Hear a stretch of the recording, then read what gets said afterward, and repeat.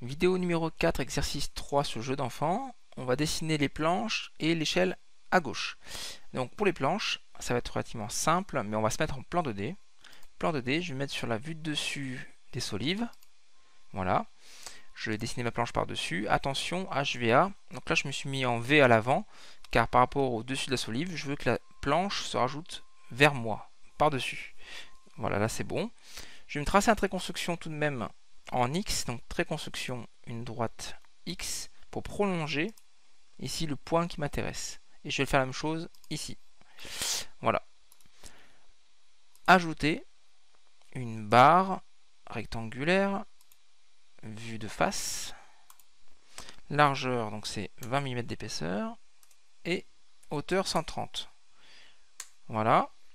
La couleur en rouge, donc c'est une planche. Si vous n'avez pas le nom, voilà, planche de rive. Si vous n'avez pas le nom, vous pouvez faire un nouveau nom si besoin. Il n'y a pas de souci. Donc planche. Je vais cliquer de ce point à ce point. Et voilà, avec la molette de la souris, je remonte la pièce de bois vers le haut. Clic droit, je termine.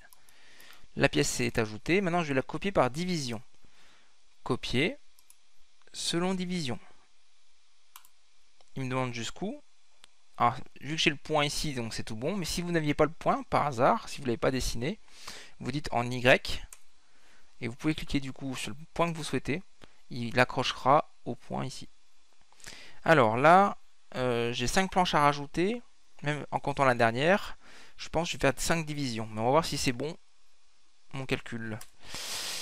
Ça fait 138 de face à face. Donc ça veut dire que ça me paraît logique parce que la planche fait 130, ce qui fait que ça laisserait un vide de 8 mm. Donc je valide la question des 5 planches que j'ai besoin. Voilà. Est-ce que je crée une copie d'extrémité, oui ou non? Y, yes, entrée. Voilà, donc là les planches sont rajoutées normalement correctement au bon endroit. Je vais activer les poteaux et utiliser le raccourci clavier CW pour couper en tailler sur cette pièce et celle-là pour le passage des planches avec les poteaux. Voilà, c'est fait, les planches sont dessinées. Je vais maintenant dessiner l'échelle de gauche. Pour cela, je vais directement aller en plan 2D, ce sera plus simple. Plan 2D sur la face du poteau ici. Alors, ce qui serait bien, c'est d'activer avant quand même certains éléments, comme la planche ici pour avoir sa hauteur. Pourquoi pas la solive, à voir. Voilà, j'active tout ça. Plan 2D sur donc la face du poteau ici. Voilà, et là je suis comme ça. On peut voir sur l'exercice que le point des 75 degrés démarre à partir du bas de la lisse haute ici. Voilà, précisément. Donc ce que je vais faire, c'est trait construction. Je vais tracer un angle de 75 degrés à partir de ce fameux point. Ici. Voilà. On peut voir dans l'exercice que le limon, on va l'appeler le limon, qui va être dessiné ici, est découpé avec l'épaisseur du balustre. Donc le balustre fait 40 mm d'épaisseur. Donc je vais tout de suite tracer un trait à 40. Voilà. Ici. Donc là, ce que j'ai, c'est maintenant, j'ai mon point haut et mon point bas. Donc le point haut, c'est lui. Le point bas, il est là. Je peux tout de suite ajouter mon limon. Donc ajouter. Alors on peut faire barre ou panneau, hein, c'est l'un ou l'autre, peu importe. Donc barre, rectangulaire, vue de face. Donc là, la pièce fait donc 30 d'épaisseur, 30 entrée, par 200 de hauteur. La couleur, allez, rouge encore. Et je vais dire que c'est un limon. Voilà, ou une échelle, c'est vous qui voyez. Et maintenant, je vais insérer ma barre par 2 points. Alors, avant cela, je vais tout de suite dire pour le premier point du bas que c'est F coupe horizontale. Donc je tape F au clavier, je clique sur le point.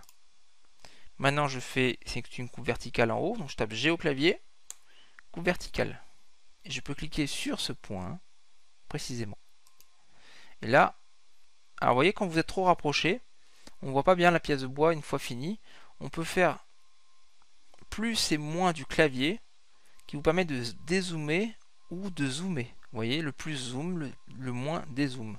Ça vous permet de voir l'ensemble de ce que vous êtes en train de dessiner et de pouvoir toujours faire la molette de la souris pour placer la pièce. Voilà, c'est fait. Très bien. J'ai besoin de couper le fameux limon de niveau en haut et de faire l'entaille en pied. Vous voyez. Donc ce que je vais faire, alors soit vous pouvez tracer simplement un trait construction pour commencer, une droite horizontale X. Voilà. Je sélectionne la pièce de bois et je tape C au clavier pour couper et je peux cliquer sur le trait. Voilà, c'est coupé de niveau. Et en bas, j'ai besoin de faire un couper contour. Donc C pour couper. Et vous retrouverez le raccourci C contour, donc CC. Et vous pouvez cliquer les points qui vous intéressent pour désigner le contour. Dès que j'ai terminé, clic droit. Voilà, la pièce est entaillée au passage. Ici. Je peux retourner en 3D. Me voici. Attention, la pièce est dessinée à la face du poteau, vu que j'étais en plan 2D à la face du poteau. Mais le HVA, je ne l'ai pas modifié, ce qui fait que j'étais V à l'avant. Donc le limon s'est rajouté vers l'avant. Alors par rapport au plan qu'on a besoin de faire, comme on peut voir, c'est que on a du coup un vide, enfin un décalage plutôt, on va dire ça comme ça, de 220 mm. Donc je vais d'abord déplacer cette face 5 pour déplacer contre ici. Voilà. Et là j'ai 220 mm de décalage par rapport au poteau. Donc 5Y de 220. Voilà, là le limon est normalement correctement bien placé. Je peux maintenant le copier par symétrie. 6 copier. S par symétrie. Donc perpendiculaire à Y.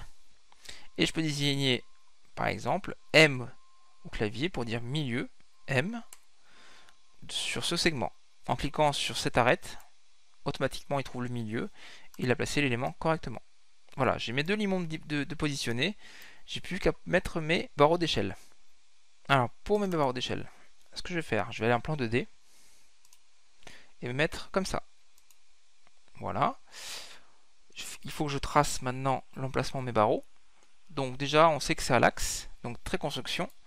À l'axe du limon, je vais faire une bisectrice entre cette droite et cette droite-là. Ça va tracer l'axe automatiquement. Ensuite, la hauteur est de 200 mm. Donc je fais une parallèle de 200, entrée.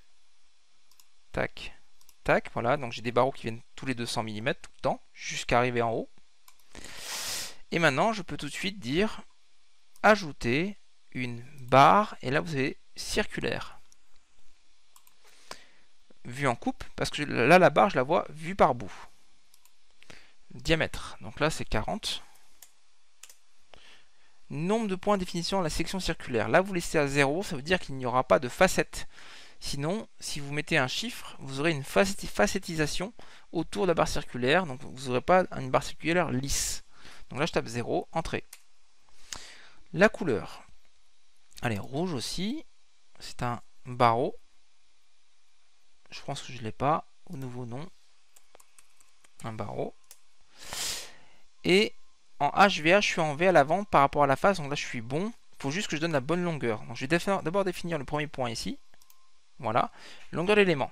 Alors là, on avait vu que sur la vue en plan, qu'on avait 460 mm, donc 460, moins l'épaisseur d'un des limons qui est de 30, et moins le deuxième de 30 mm. Donc finalement, on a un vide de 400. Entrée. Voilà, la barre est positionnée, c'est parfait. Maintenant, j'ai besoin de copier ça plusieurs fois. Alors, je ne sais pas de combien, c'est pas trop d'importance. Je vais faire copier. Nombre de copies.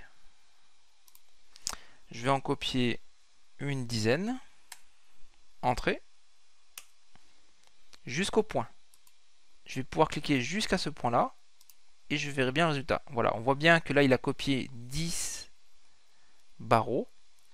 Et que les 3 derniers sont en trop. Mais vous voyez, j'ai pas bien réfléchi. Mais c'est pas grave, je peux faire un petit lasso pour sélectionner et supprimer les derniers barreaux qui me gênent. Donc là, je vois bien que le dernier arrive pile poil au bon endroit, à la bonne hauteur. Je retourne en 3D pour vérifier si mes barreaux sont positionnés correctement. Voilà.